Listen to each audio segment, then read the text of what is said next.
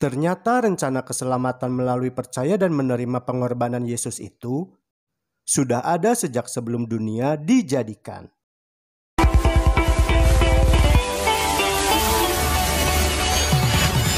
Tujuan Yesus yang adalah ilahi dan menjelma menjadi manusia lalu datang ke bumi adalah untuk menebus seluruh umat manusia dari belenggu tawanan dosa. Dan ternyata rencana penebusan itu bukanlah suatu buah pikiran yang lahirnya belakangan. Tetapi rencana penebusan itu sebetulnya sudah ada dirumuskan sebelum Adam berdosa. Inilah beberapa bunyi ayat yang menyeratkan rencana penebusan umat manusia tersebut ada sebelum Adam dan Hawa jatuh ke dalam dosa. Wahyu 13 ayat 8, dan semua orang yang diam di atas bumi akan menyembahnya, yaitu setiap orang yang namanya tidak tertulis sejak dunia dijadikan di dalam kitab kehidupan dari anak domba yang telah disembelih. Kita garis bawahi kalimat sejak dunia dijadikan. Titus 1 ayat 2, dan berdasarkan pengharapan akan hidup yang kekal yang sebelum permulaan zaman sudah dijanjikan oleh Allah yang tidak berdusta. Kita garis bawahi kalimat yang sebelum permulaan zaman. 1 Petrus 1 ayat 19-20.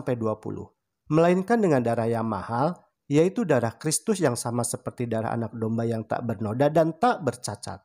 Ia telah dipilih sebelum dunia dijadikan, tetapi karena kamu, ia baru menyatakan dirinya pada zaman akhir. Kita garis bawahi kalimat, ia telah dipilih sebelum dunia dijadikan. Jadi rencana keselamatan untuk menebus manusia dari dosa yang berpusat pada kematian Kristus itu telah lama ada. Bahkan rencana itu sudah ada sejak dunia ini belum dijadikan. Rencana penebusan itu kemudian pertama kali diungkapkan kepada Adam dan Hawa di Taman Eden. Dan penebusan itu dilambangkan dengan setiap pengorbanan darah di seluruh perjanjian lama. Kejadian 3 ayat 15 dan 21.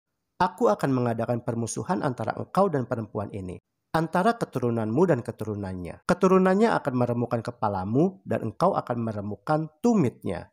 Dan Tuhan Allah membuat pakaian dari kulit binatang untuk manusia dan untuk istrinya itu, lalu mengenakannya kepada mereka.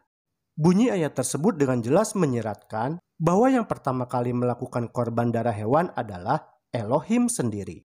Adanya pakaian dari kulit binatang tentunya adalah hasil dari penyembelihan hewan. Pakaian kulit binatang yang dikenakan oleh Adam dan Hawa adalah dapat melambangkan jubah kebenaran Kristus.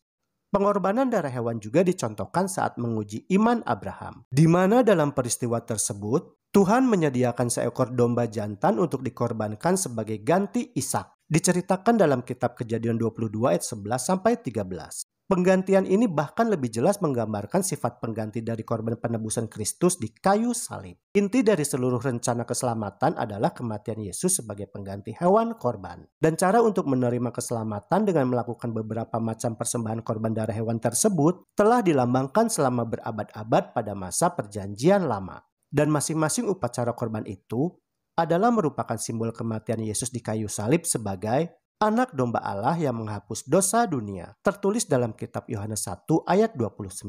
Namun setelah korban Yesus mati di kayu salib, dan darahnya tercurah bagi keselamatan seluruh umat manusia berdosa, maka segala upacara ataupun ritual mempersembahkan korban hewan untuk menerima keselamatan sudah tidak perlu dilakukan lagi.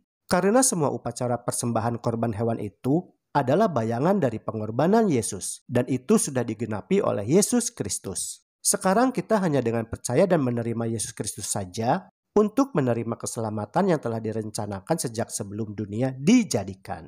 Cara menerima keselamatan dari Yesus Kristus adalah dengan dibaptis.